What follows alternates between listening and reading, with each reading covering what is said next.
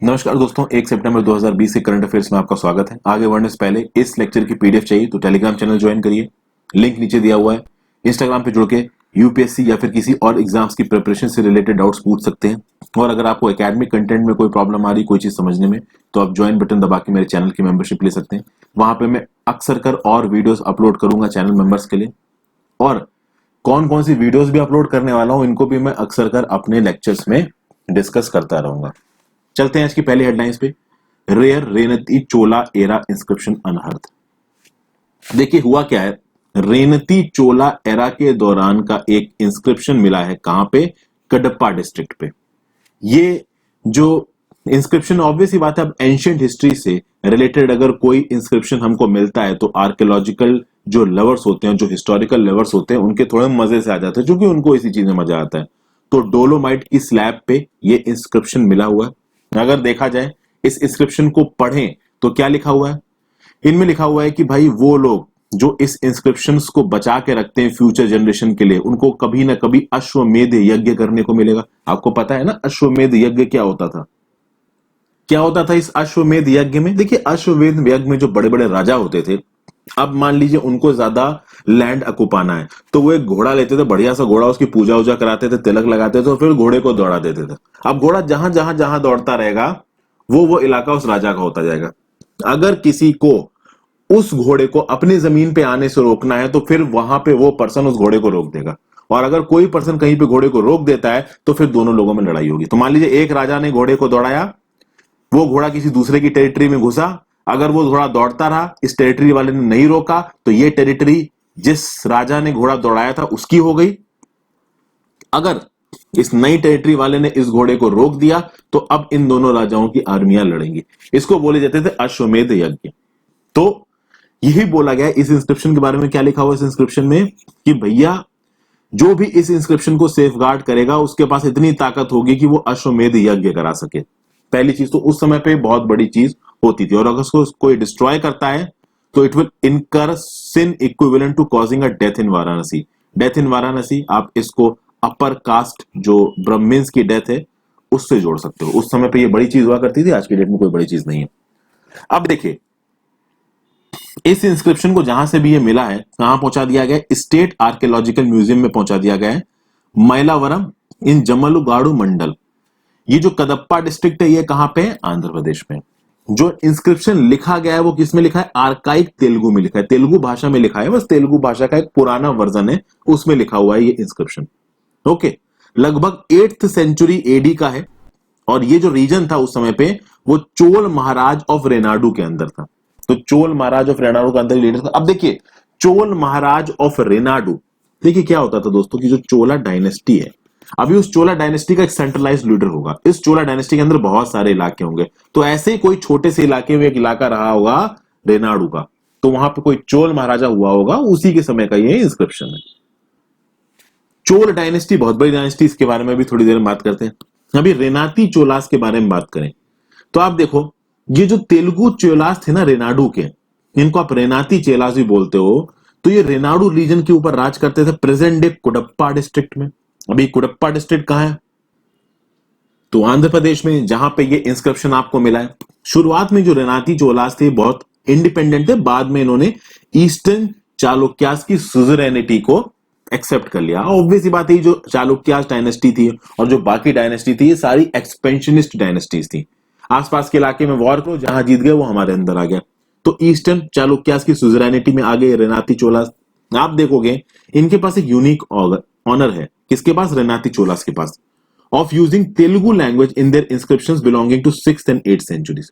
6ठी और 8वीं शताब्दी में इन रेनाती चेलास के जो भी इंस्क्रिप्शंस मिलते हैं उसमें तेलुगु लैंग्वेज का प्रयोग किया गया। Inscriptions at Gandikota, at Jammalamadugu and Proddatur are proof of this fact. इन पे कुछ और इंस्क्रिप्शंस मिले हैं, गांडीकोटा at Jammalamadugu and प्रोदात्तूर।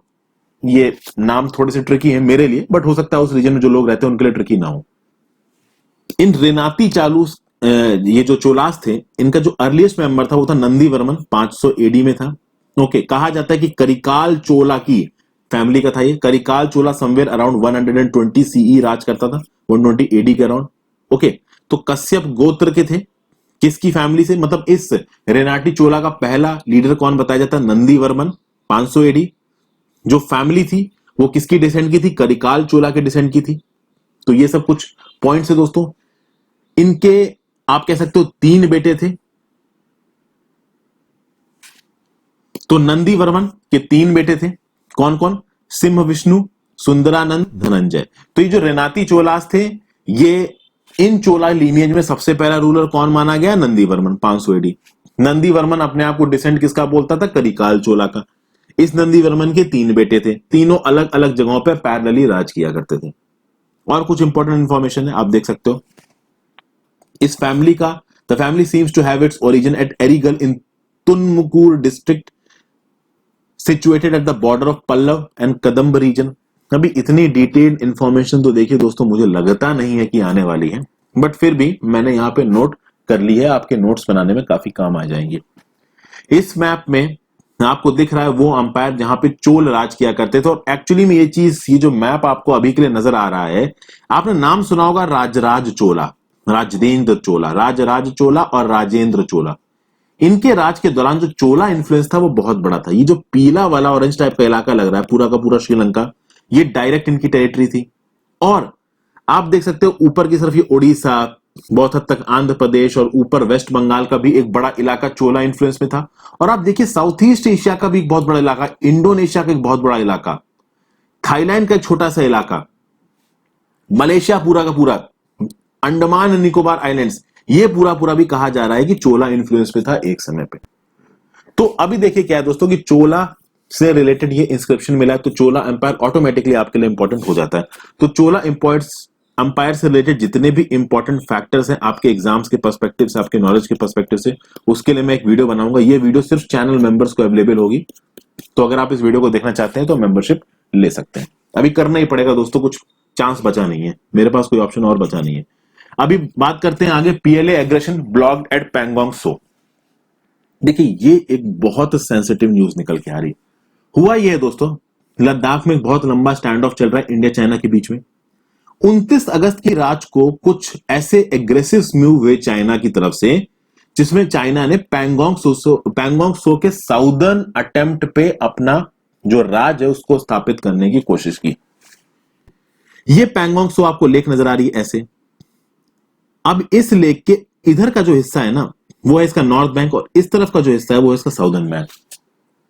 Northern bank पे तो हमारे साइड पे चाइना घुस के फिंगर 4 तक के हिस्से को हथिया चुका है, लेकिन साउदर्न बैंक पे अभी भी चाइना पूरी तरीके से हथिया नहीं पाया।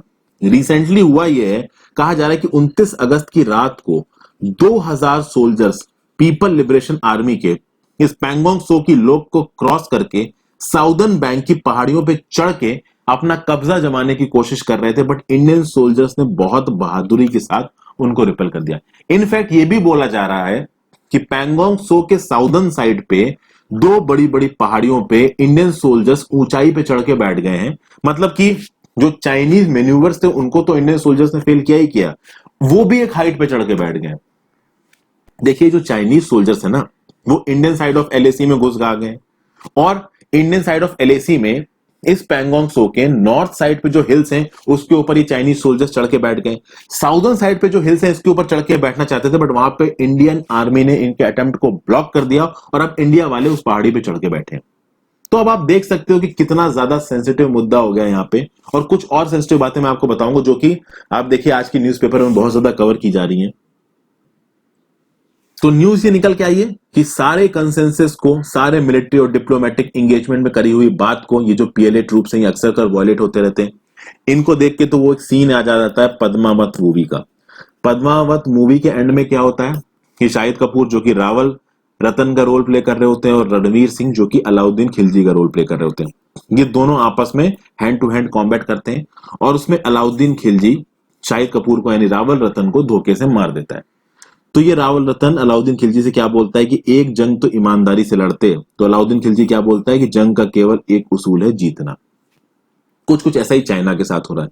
चाइना एक ऐसी कंट्री, इसकी आर्मी में किसी भी तरीके का ऑनर नहीं है, इसकी आर्मी में किसी भी तरीके की डिग्निटी नहीं है।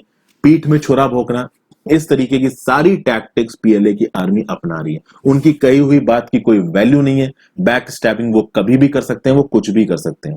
तो अभी इस तरीके की आर्मी के साथ डील करना है तो भैया ऑनर डिग्निटी को करो साइड और इनके पीठ में छुरा भोंको, चूंकि ये पीठ में छुरा भोंकने लायक ही है, इनकी हरकतें ऐसा बता रही हैं।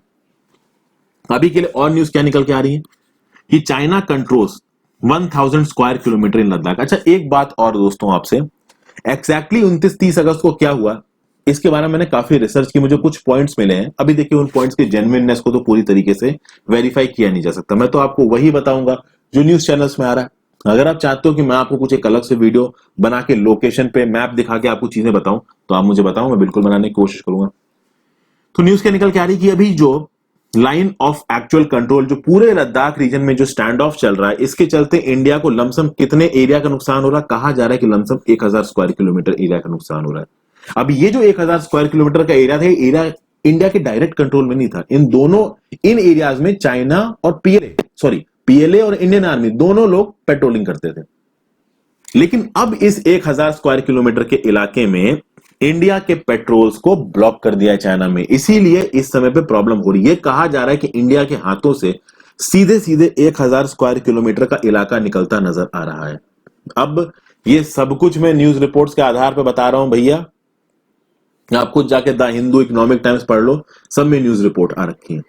अब देखिए कहां कहां पे कितना कितना इलाका चाइना के हाथ में, लगभग 20 स्क्वायर किलोमीटर इलाका गलवन वैली में हथिया है चाइना ने, 12 स्क्वायर किलोमीटर का इलाका लगभग हॉट स्प्रिंग्स एरिया में उनके कंट्रोल में चला गया है, पैंगोंग सो में लमसम 65 स्क्वायर किलोमीटर का इलाका चला गया, चुशुल में 20 स्क्वायर किलोमीटर का इलाका चला गया। और ये बोला जा रहा है कि भैया ये जो आपका देपसंग प्लेन्स है ना, देपसंग प्लेन्स में लमसम आप देखिए 900 स्क्वायर किलोमीटर का इलाका चाइना के हाथ में चला गया।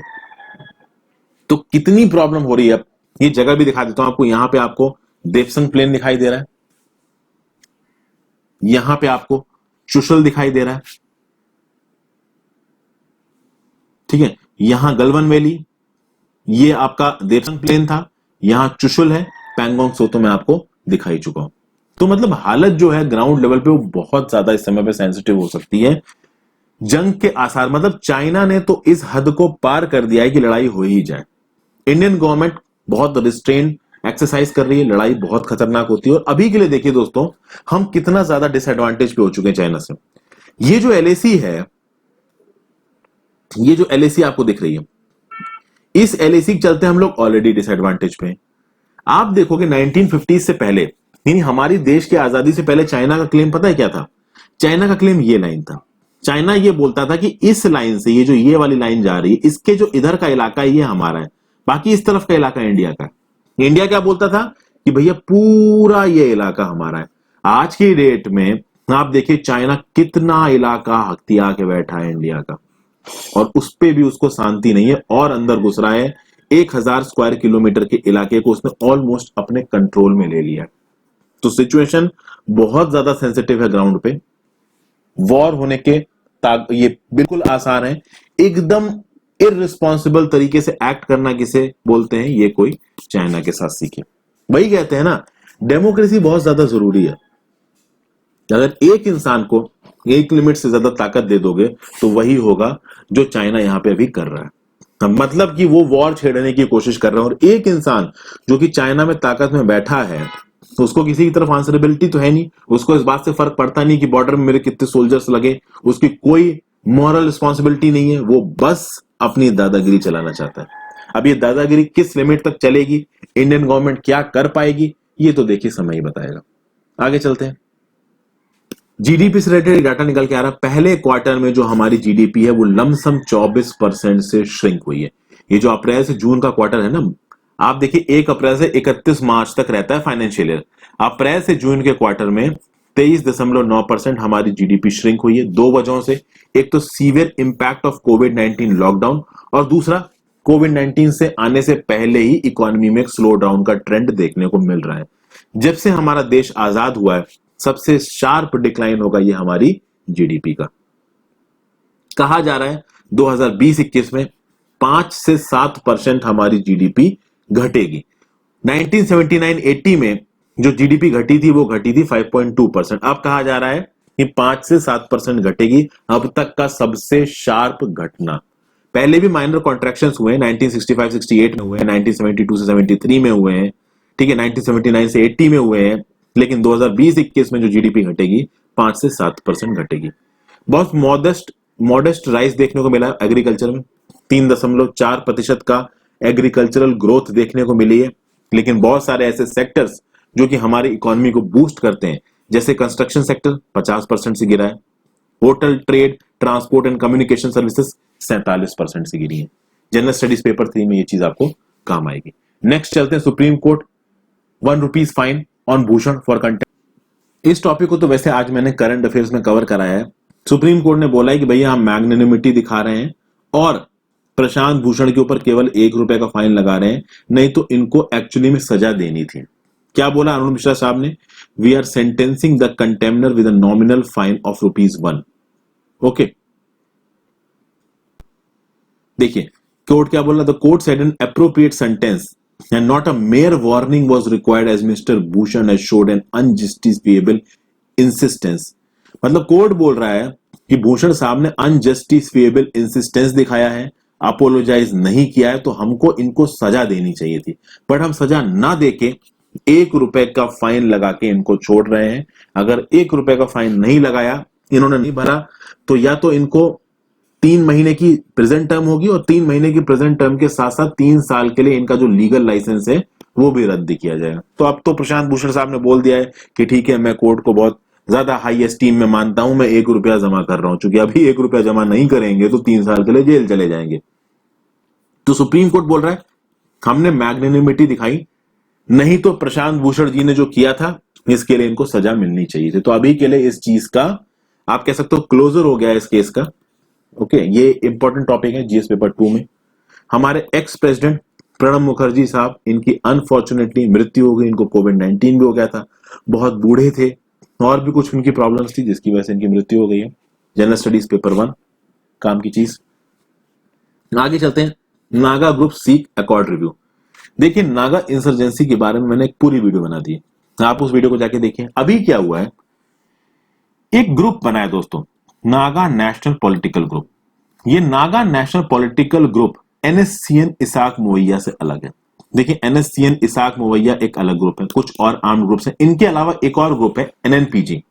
इन एनएनपीजी में बहुत सारी और पॉलिटिकल पार्टीज हैं नागालैंड की, या फिर आप कह लीजिए इन्फ्लुएंशियल ग्रुप्स हैं नागालैंड के।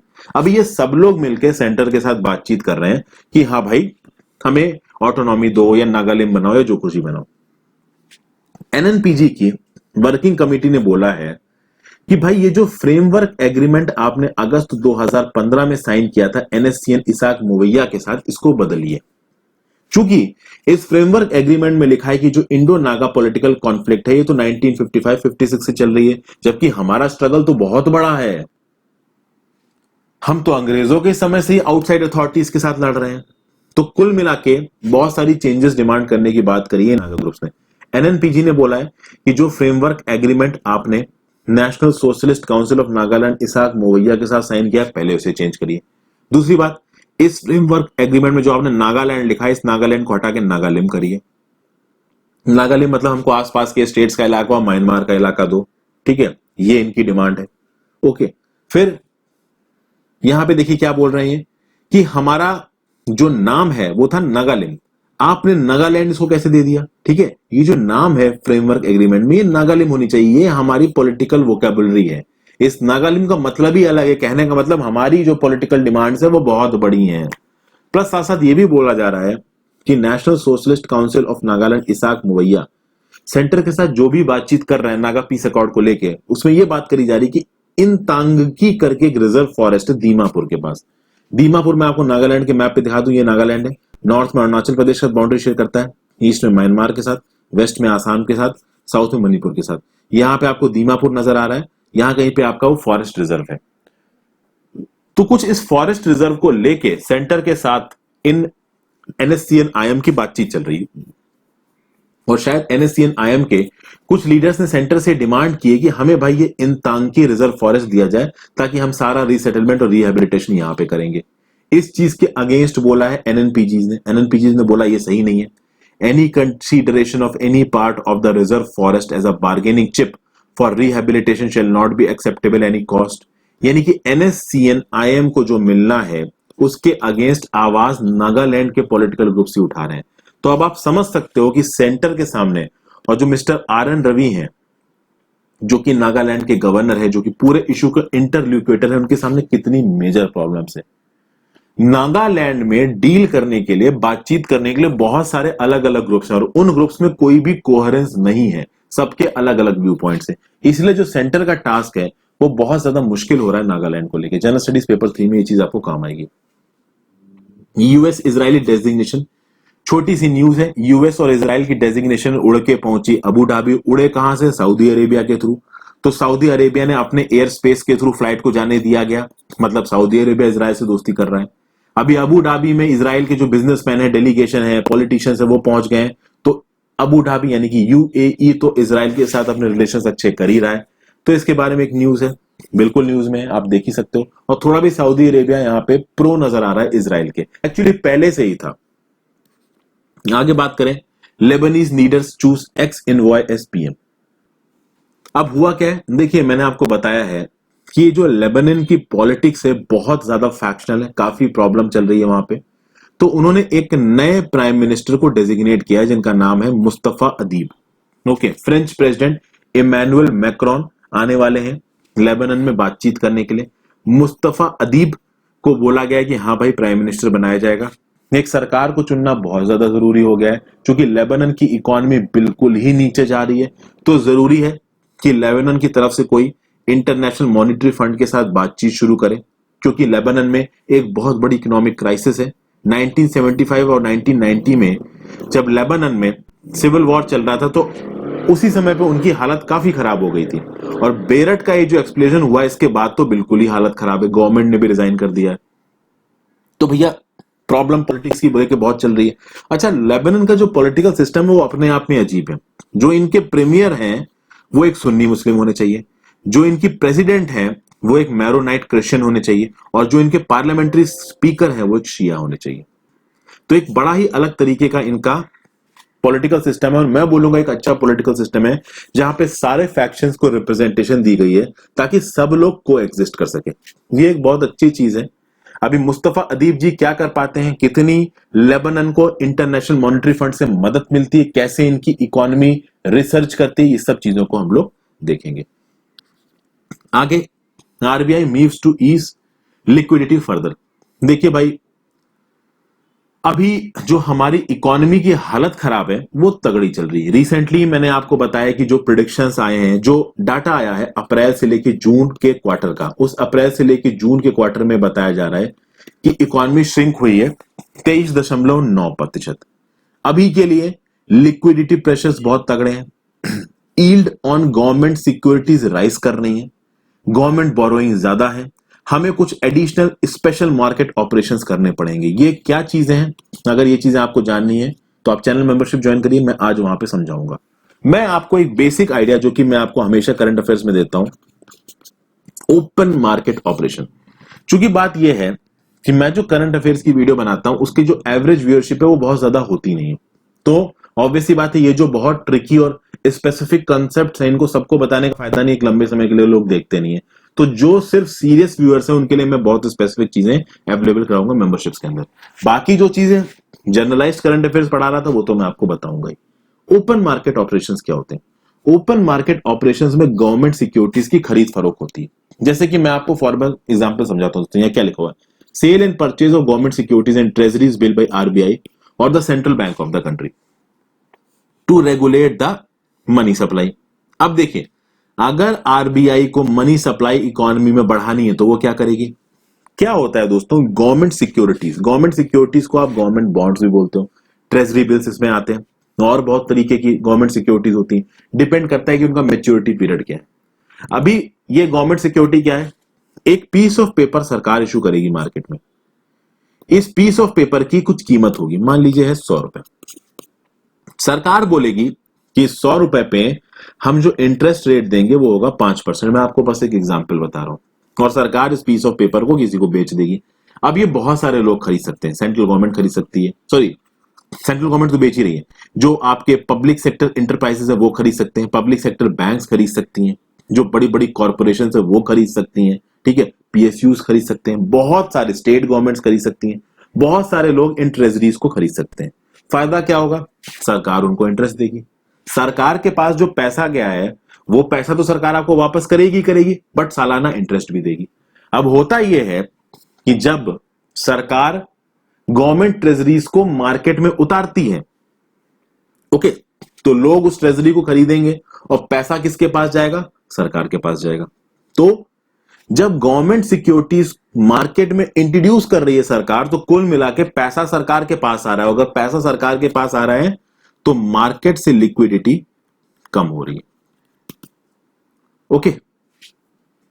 और मान लीजिए जो गवर्नमेंट सिक्योरिटी सरकार ने बेची थी उसको सरकार वापस खरीद ले, परचेज कर ले, तो अगर जो गवर्नमेंट सिक्योरिटी सरकार ने बेच रखी मार्केट में, मान लीजिए एसबीआई बैंक को 50 लाख गवर्नमेंट सिक्योरिटी सरकार ने बेच रखी है, तो जब बेची थी तो एसबीआई ने पैसा सरकार को दिया होगा, ठीक है, तो वो एसबीआई का पैसा तो सरकार के पास चला गया, तो एसबीआई के पास ज्यादा पैसा बचा नहीं, मार्केट में लिक्विडिटी कम हो गई। मैं एसबीआई को बस एक एग्जांपल ले रहा हूं। वहीं पे अगर एसबीआई से इन्हीं गवर्नमेंट सिक्योरिटीज को सरकार वापस खरीद लेती है तो सरकार उतना ही पैसा एसबीआई को दे देगी। अभी अगर एसबीआई के पास उतना ही पैसा आ जाएगा तो एसबीआई इस पैसे को अपने पास खाली तो ना रखेगा, मार्केट में घुमाएगा, इकोनॉमी में घुमाएगा, तो लिक्विडिटी इकोनॉमी में बढ़ेगी, ठीक है ना। तो tight monetary policy, loose monetary policy. अगर सरकार इकोनॉमी में पैसा कम कर रही है तो वो टाइट मॉनेटरी पॉलिसी है, अगर सरकार इकोनॉमी में पैसा ज्यादा कर रही है तो वो लूज मॉनेटरी पॉलिसी है, ओके। लिक्विडिटी कंडीशंस को इस तरीके से सरकार चेंज करती है। अब आपको ये जानना है कि इस तरीके की चीजों से ये स्पेशल ओपन मार्केट ऑपरेशंस कौन से हैं, एडिशनल ओपन मार्केट ऑपरेशंस कैसे हैं, उसके लिए लिक्विडिटी प्रेशर्स अभी के कैसे सही होंगे, rising yield on government securities को अभी के लिए कैसे टैकल किया जाएगा, ये सब मैं आज ही वीडियो डालूंगा या कल डाल दूंगा अपने चैनल मेंबर्स के लिए, ओके। सरकार के लिए करना बहुत ज्यादा जरूरी हो गया है, क्योंकि सरकार ने जो रिसेंट नेशनल स्टैटिस्टिक्स ऑफिस की तरफ से जो डाटा निकला है उसमें जो हमारी जीडीपी है वो 24% कॉन्ट्रैक्ट कर गई। तो अब सरकार को कुछ इमरजेंट स्टेप्स लेने बहुत ज्यादा जरूरी हो गए। Thank you for watching this video friends. I hope आपको ये वीडियो पसंद आई हो। Have a great day, good bye.